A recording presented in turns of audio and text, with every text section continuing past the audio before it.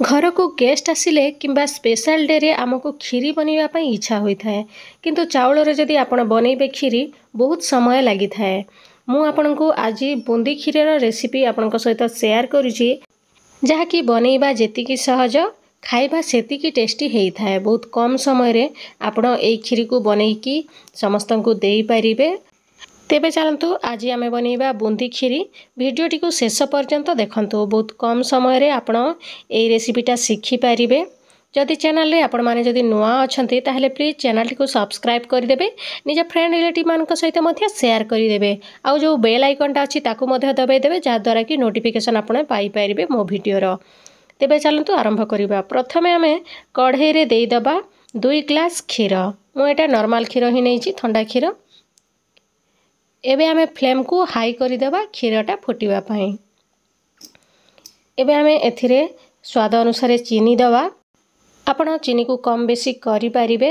मु मिठा बुंदी नैची सेति पई कम टिके चीनी देइची। तापरे देई दबा एथिरे गुजराती को गुंड करिकी बहुत बढ़िया बास्ना देई थाए। गुजराती गुंड देले किछि समय मिसेई नबा। देखंतु क्षीरटा हमर धीरे धीरे फुटिबा पई बसिलानी। एबे आमे रखिथिबा बुंदी को एथिरे देई दबा। घर को जो मीठा बुंदी आसे से बुंदी ही मु नॉर्मल बुंदी नैची। देखंतु पूजा पार्वण रे आमे जो बनै थाउ से बुंदी ही नैची। से बुंदी को एबे आमे एथिरे देई दबा।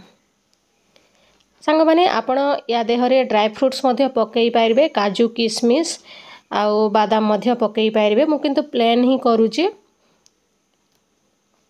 एबे क्षीर सहित 2 मिनिट खंडे बुंदी को सिझिबा पई दबा।